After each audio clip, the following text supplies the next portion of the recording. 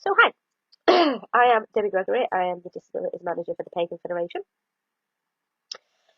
and I am right now at this minute fighting off a huge panic attack. So I figured instead of just putting this down after the 12th or 13th take of trying to do this through a panic attack, I thought rather than giving up, I'd give it one last shot, see how far I get, because constantly shutting ourselves away when we're having panic attacks probably isn't helping to fight the stigma. So I'm going to try and battle through this, and I hope that makes some sense. Um, People think that I have such a good hold on my panic attacks, and it's really not true. Everything's spinning right now, and my mouth is really dry, and everything's burning, and I want to scratch my skin off, and I have a very bad headache. Anyway, social paganism. I was very glad when Jay and Jenny offered to take this festival off my hands because it's something that I know nothing about. I've tried being more social when it comes to my faith many times over the past 15 years, and it's never gone right. Mostly because of my disabilities, but also before I was disabled, there were other issues as well. So it's just not something that I felt I was. It's not a ship I was ready to captain. So I'm glad that somebody else is taking charge. So I thought, as I don't know anything about this, what is it exactly that I can contribute to this festival? I wanted to contribute something, but I wasn't sure what it would be. So I have decided to talk about expectations, not other people's, not family, friends, or anything, but our own expectations. I get this idea in my head. I don't know if it's because I'm a writer, or if it's a completely normal thing, or if it's because I'm neurotic, or maybe I'm a narcissist. I don't know. Um, but I get this idea in my head of what things are going to be like, and contrary to what most people think, because of my anxieties, the first thing that comes to my head is that everything's going to be a basket of roses, and everything's going to go perfectly, and it'll be magical and brilliant. Um, and I don't really share that with people because I don't know why. I don't know why I never really thought about it, but I just don't. Usually the bits that I share are the bits that I think are productive. So I share the anxiety because I want to illuminate what goes on in the head of someone with anxiety. So a lot of people see me beating myself up a lot, and they see me talking about myself, and they see me constantly ripping apart a situation and saying the worst that can happen. But that's not the expectation that I have. The expectation that I have is that I'm going to go somewhere that's full of my friends and full of new people even, and I'm going to have a great time, and I'm going to be charming and witty, because I can be quite witty. Oh, I can be quite witty. I can, I swear, but I can be quite witty, and quite frankly, I'm hilarious. So I get these expectations that I'm going to be the life of the party, and everybody's going to be hanging on to my word. I am a narcissist, aren't I? I don't know, but you get these ideas in your head, and you picture them, and you think, yes, I'm going to do it. I'm going to do it. And you pick out your outfit, even though you're not really superficial, because you want to look smart, you want to look your best, and you want to feel comfortable at the same time. So I say you, but it's not me. I go through this list in my head, and that's my son crying. Somebody probably took a train off him. 1 second. I'm not stopping. I'm just pausing because if I stop it, I won't do it. He's happy again. So, what was I saying? This is why I didn't want to stop it. Right, expectations. So I get these ideas in my head, and I think that it's going to be absolutely brilliant. And it's only when I start making proper preparations for things and it starts becoming a real reality that the anxiety really kicks in. Now, I'm sure this is completely normal, and a lot of people go through this process. But I think the fact that I have such high expectations, because I used to be a very social person, and I used to be the life of the party, and I used to be witty, and I used to be hilarious. Okay, I'm still hilarious, just not the best. And I used to people used to, it sounds really big headed, but it's not. I'm actually trying to be very realistic here. People used to flock to me. Not that sounds wrong. I used to be constantly surrounded by people. Like there was something that I did that people wanted to be around. And I don't know, maybe if that was drama. And I was I mean, I am a very dramatic person. I'm quite a drama queen. I try not to be. I'm trying to grow out of it, but that's just it. Um, but yeah, maybe it was the drama. People liked being around the drama that was me. They thought it was funny. But either way, I was always surrounded by people, and I still have that in my head. The expectation that somehow the responsibility is on me to make sure that a gathering, even one that I'm not responsible for organising, that somehow it's on me to make sure that everybody has a good time and everybody's happy, and that nobody feels left out, and that there's no negative repercussions of rumours starting from it. Just really typical high school stuff, to be honest, that I hate is still in here. That's a different issue. Um, so the expectations, they're never from other people. They always, not everybody, most people that matter, seem to understand that I can't do things. And so my brain's spinning again. Um, Again, I am fighting through a panic attack. I should probably slow down the talking. That might help.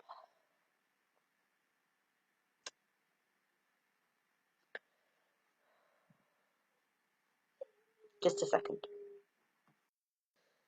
Sorry. I don't even know whether I want to edit this or not to make it seem like I'm more together. What would be the point in that, I just, I'm holding it together. Ooh, okay.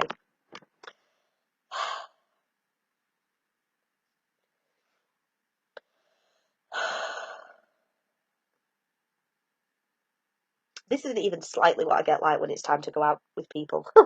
Anyway, the expectations. The expectations are all in my head, and I think that the fact that I put myself on a bit of a pedestal, not the me that I am now, but the me that I used to be. I've sort of put myself on a pedestal as though that's the aim, that's where I want to reach, and then I beat myself up about the fact that I'll never be like that again.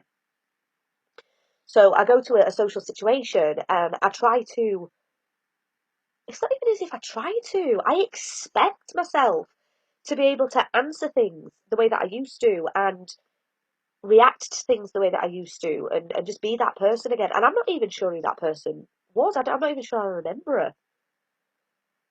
So I build these ideas up in my head of what I think I remember, and I know I keep pausing it. I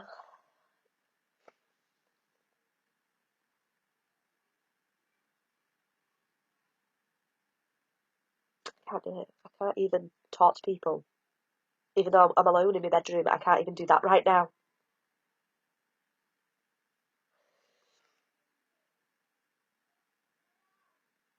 I'm sick of giving up. I don't want to give up anymore. I don't want to keep saying, no, I can't do it. I'm so fed up with it.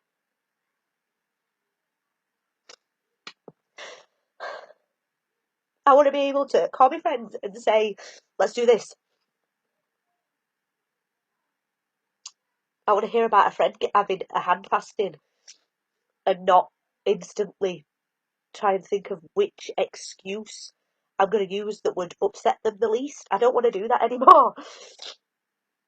Because it's not them expecting me to do that, it's me, you know? Because I don't want to just give them the same thing over and over again and just say, no, I can't cope.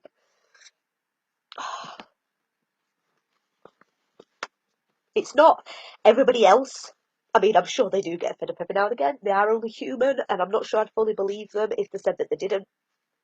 But it's not even them that are telling me that I can't use those excuses. I'm fed up of hearing it. I am fed up. My husband let me pick the wallpaper in our bedroom because of how much time I spend in here. He didn't want it to feel like prison anymore. But now it just feels like a pretty prison.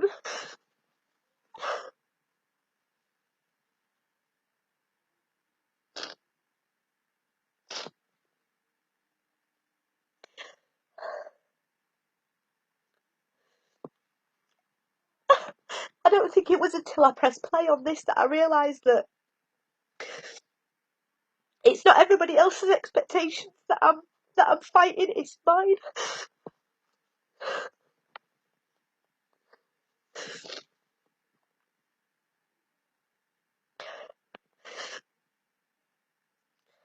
And it's not just that I don't feel like I can cope, it's the fact that I don't want to be told it's okay. I don't want to be told that people understand. I don't want to be told that we can try again next time. And I don't want to be told everything that happened when I weren't there. And I don't want to be in a situation where people are avoiding telling me what happened. And I'm sick of sounding whiny. And I'm sick of saying me and I'm and I. And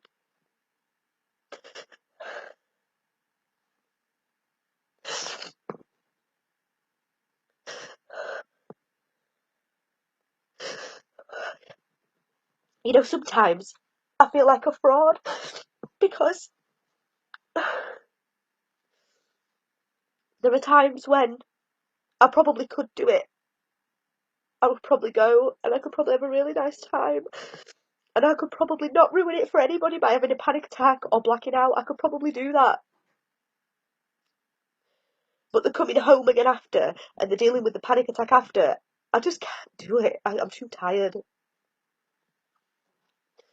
And so I don't do things. Not because I'm being selfless and I don't want to ruin it for other people, but because I'm being selfish. And being selfish isn't something that I'm very good at. I don't.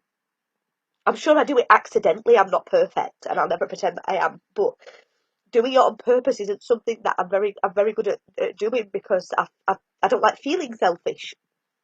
I suppose nobody does. It's like it's become a flaw. I'm not allowed to not be perfect because I've been so imperfect for so long. I don't want to be something else I can't do, something else that I avoid doing. When I first started having panic attacks, people said to me, well, just avoid doing what you did that day and it probably won't happen again. And that probably was the most stupid advice I ever got because I stopped doing everything. I avoided everything. Sorry, my daughter's looking at me. Just go downstairs, darling. It's all right. Thank you.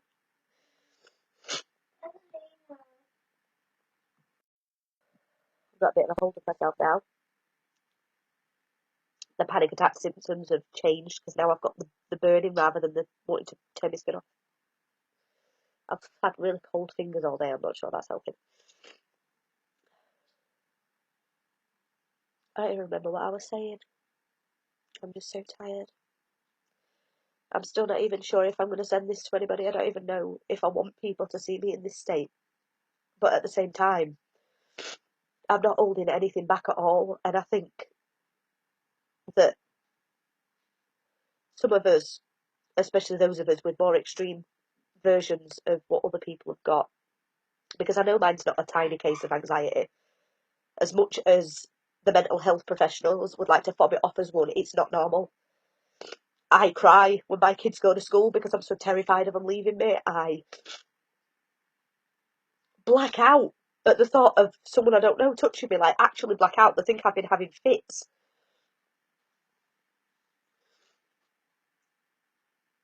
So I know it's not a normal case. So part of me feels like it would be completely selfish to not send this out because people need to see the reality.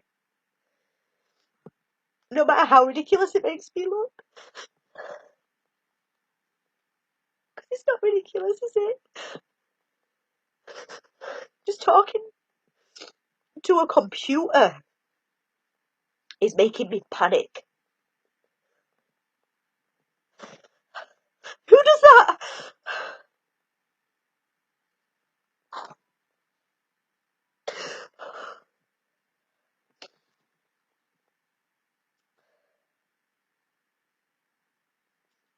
It's Petra's funeral in just over a week. And I want to be a part of that. I want to say goodbye.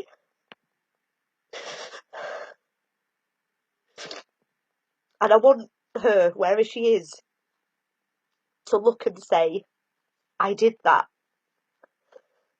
I gave Debbie the strength to finally do something that she didn't think she could do. And I want to be part of that send off.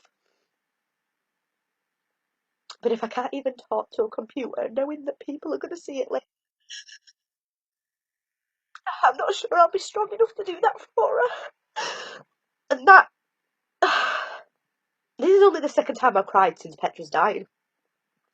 Because, as anybody with depression will know, you don't feel the emotions you're supposed to feel.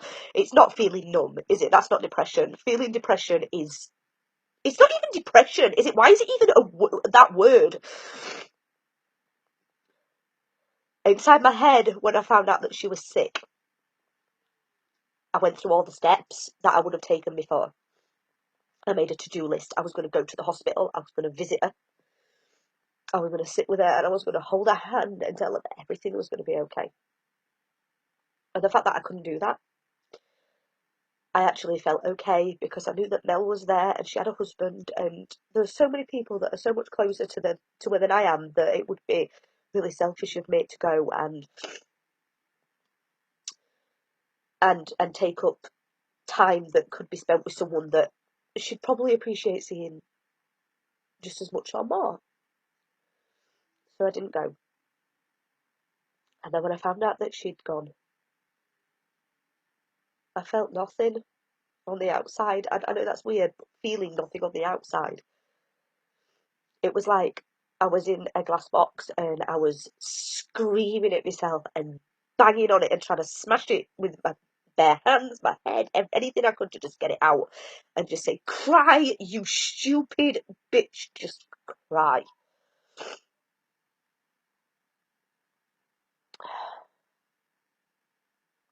I didn't cry until I saw Mel.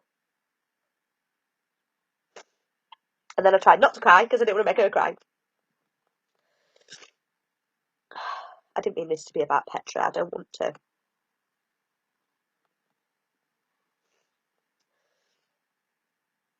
go on about her as though we were the closest people in the world. She was an amazing deputy. I genuinely don't know how I'm going to do this without her, but we'll leave that for another day. And you know, sometimes I want her to throttle her because she'd get these ideas, and they were amazing ideas. And she'd run with them, which is exactly what I'd do. And we were so much alike that I'm sure there were times when she probably wanted to throttle me as well. But she was one of the few people that I didn't have. There were no expectations, none that I created, none that she created. It was just, this is what we're going to do. And if we don't do it, that's fine.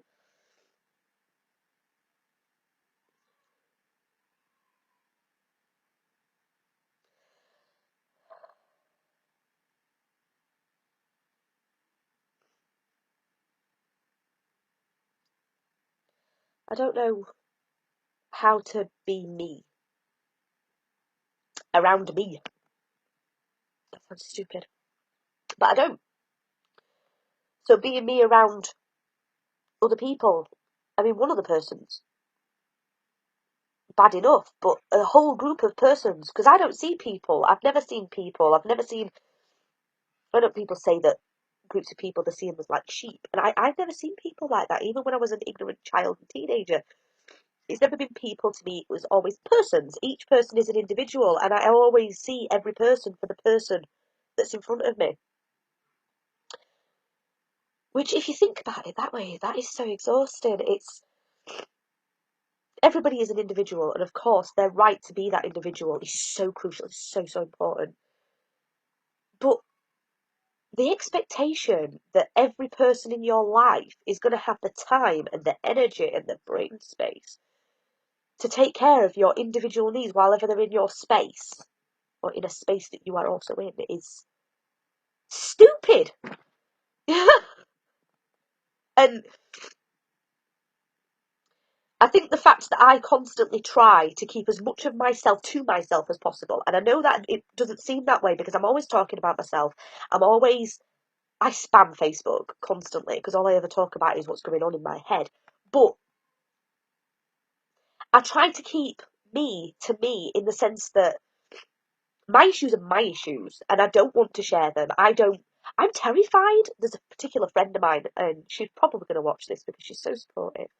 She's not pagan, but she'll probably watch it because she'll see that it's up, and she'll watch it because she loves me, and I love you too, and she knows who she is, and she'll know when I say this who it is.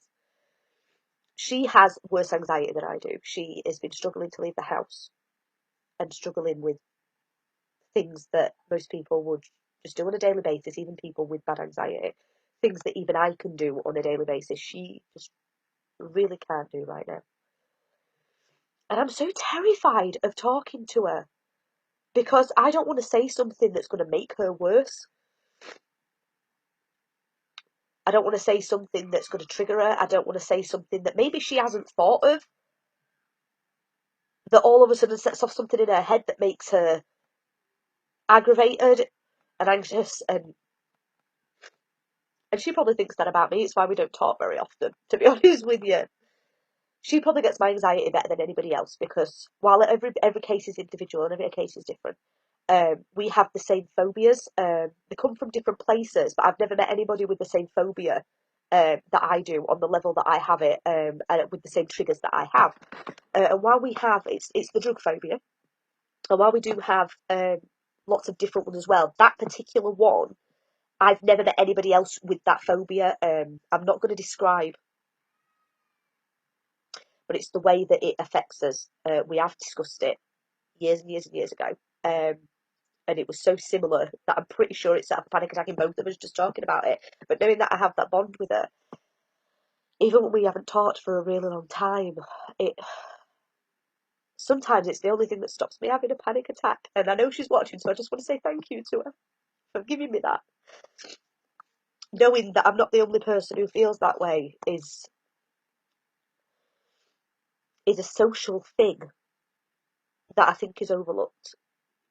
Not maybe by everybody, but by people as a group.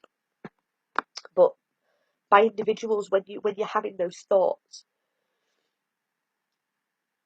I struggle with the thought that I don't want other people to know how I feel. I don't want them to empathise. That's awful. When people say, if it helps, you're not the only one. That doesn't help me. It doesn't help me to know that people feel like this.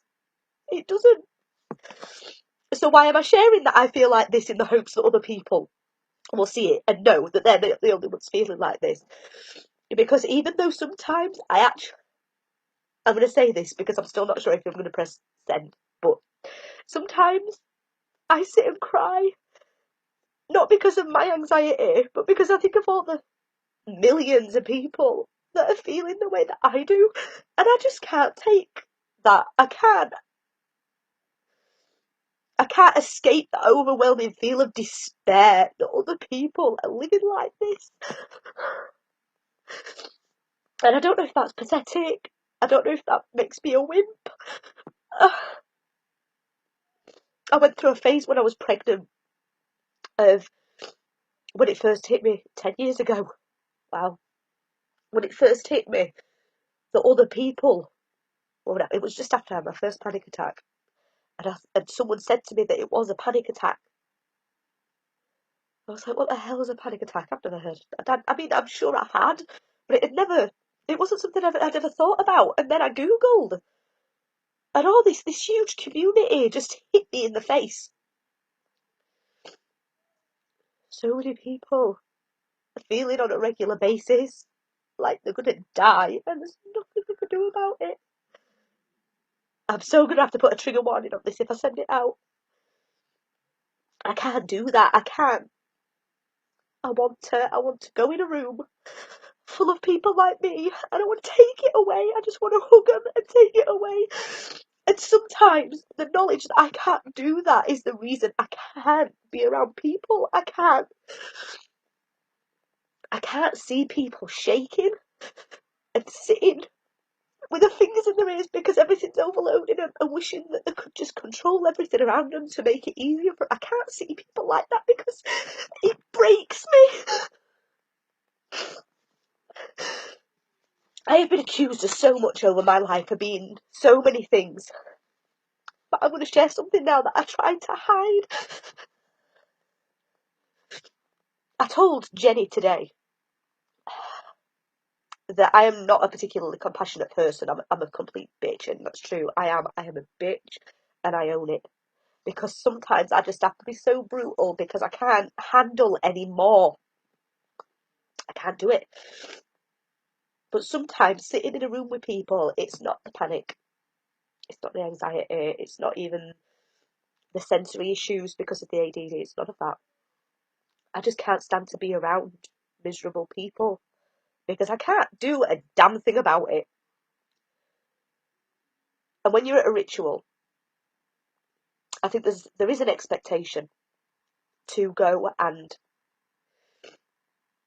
when you join in with a thing like that, this isn't something that you just do. You don't just go there. You're not just going there to socialise. You are going there to participate in a deeply personal thing in a group setting. Your faith is so integral to the person that you are. It's so personal. It's so important. And you're going and you're sharing that with people. And I just can't open myself like that. I can't do it. I can't inflict this on people. It's not fair.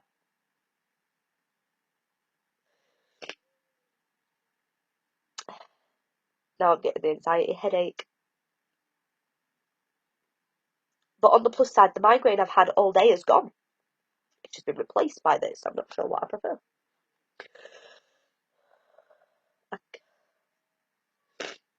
I know I'm rambling, but, and I'm covered in tears, but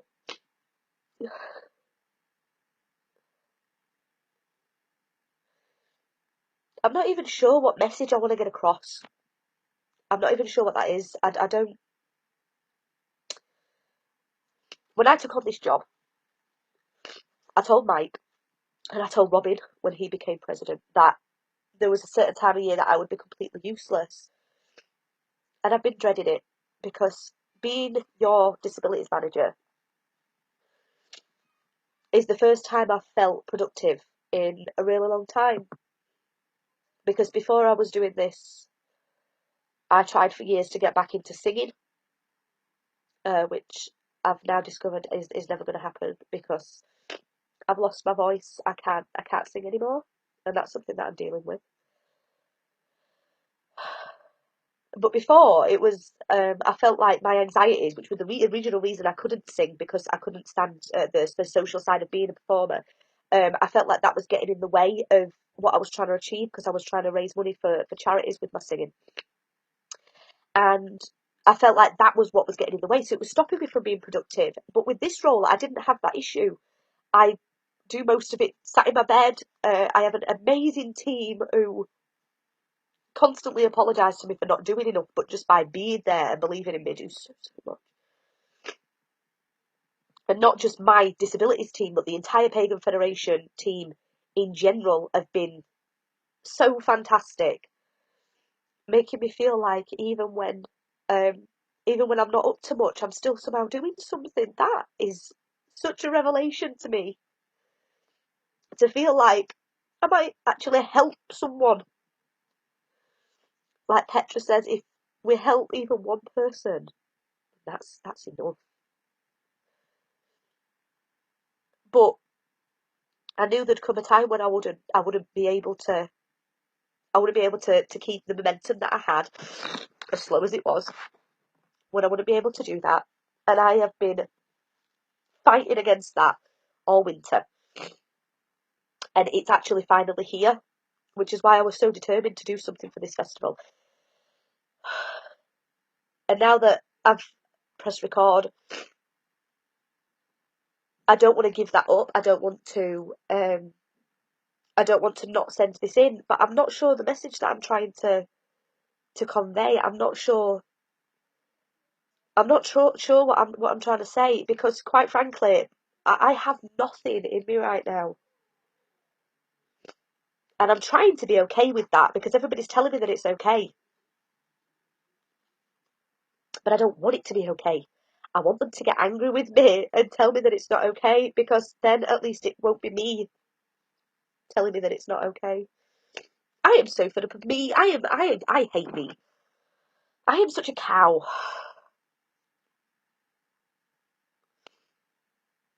My expectations of myself are far too high, and people have accused me so many times of being of having a superiority complex, and that is not true. I have an inferiority complex. I don't put high expectations on other people.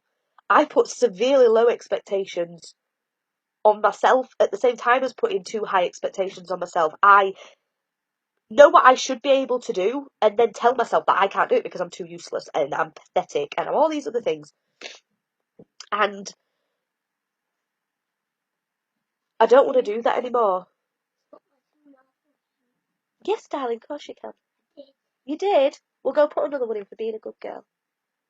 Go on, clever girl. She puts marbles in the jar when she's been a good girl. She's been a very good girl.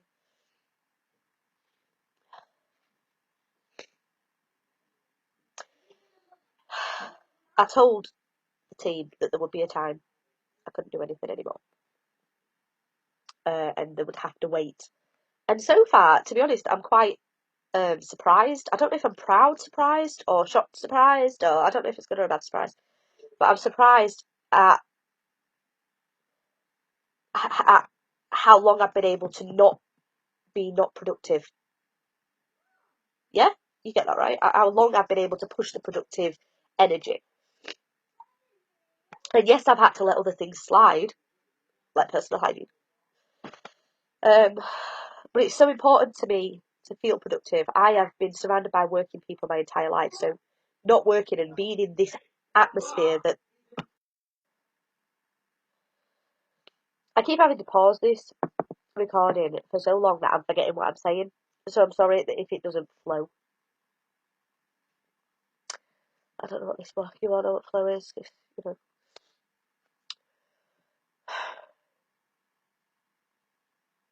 The panic attack has subsided to an anxiety attack. That's good, but my fingers are freezing, my arms are freezing, and I'm not sure why. It might be because it's actually cold in here. Maybe that's it, and I'm just overthinking it. What do you think? Probably. Anyway, that's it. That's all I've got. Ramblings that make absolutely no sense. And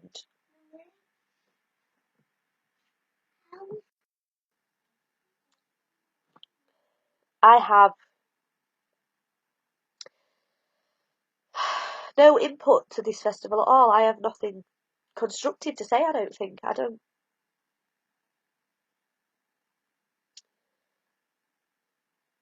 feel the need to contribute because I feel like there is an expectation for me to do that. And I don't know if that is me projecting my expectations onto other people or if it is a real expectation. I've no idea. Am I gaslighting myself? Is that it? I'm skewing my own sense of anything. Is that a thing? Can you do that? Can you gaslight yourself? I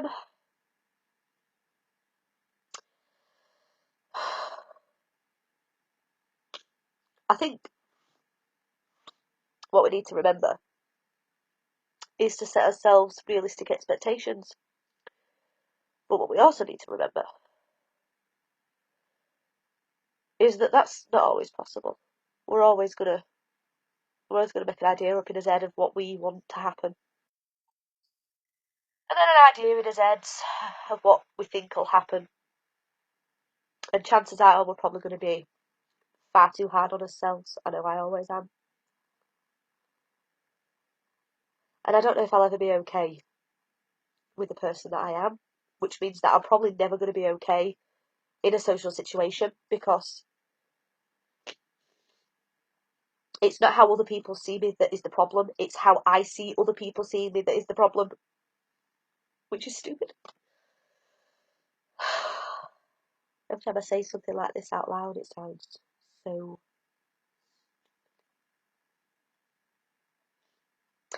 So what I'm going to do is I'm going to send these ramblings to Jay and Jenny, and probably to Mike too, because I value his opinion. And I'm going to see what they say, because quite frankly, I can't see any reason why I should send this out. It makes no sense. It's jumpy. It's completely useless video, and it's 35 minutes and counting long. So I don't know. I don't care if it goes out and makes me look stupid.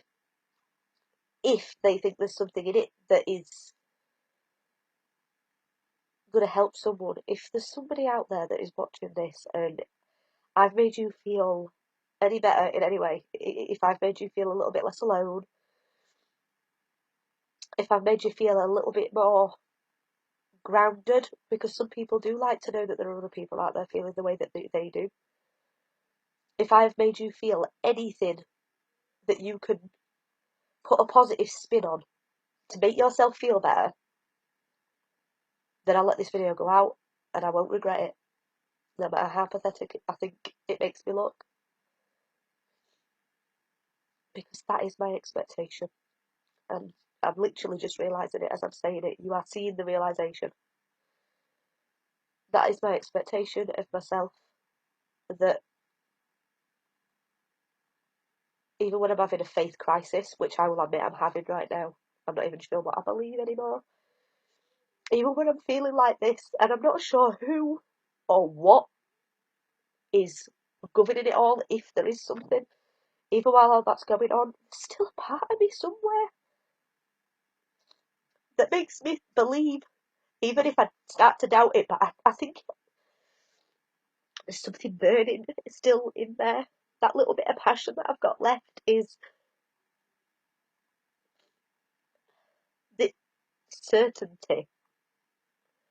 It's a certainty that I'm supposed to help someone. I don't know who it is. And I don't even mind if I never know who it is.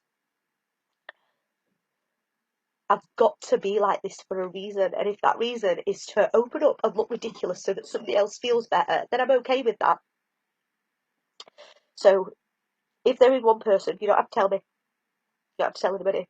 But if there's one person out there that feels better from listening to my ramblings and watching me have a panic attack, because they know that there's somebody out there that feels the same way that they do, so they know that they're not the only one feeling this,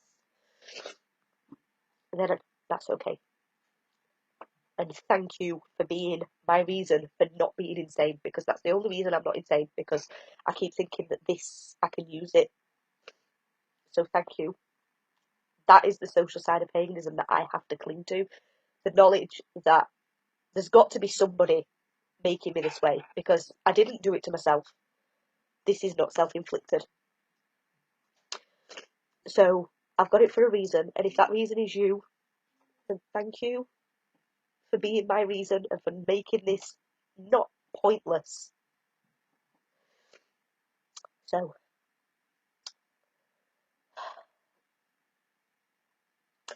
Mary Imbolc, I can't talk because I've got a blocked nose. And I will see you all at Beltane, hopefully more centred, more grounded, more productive, and a little less gross. Bye.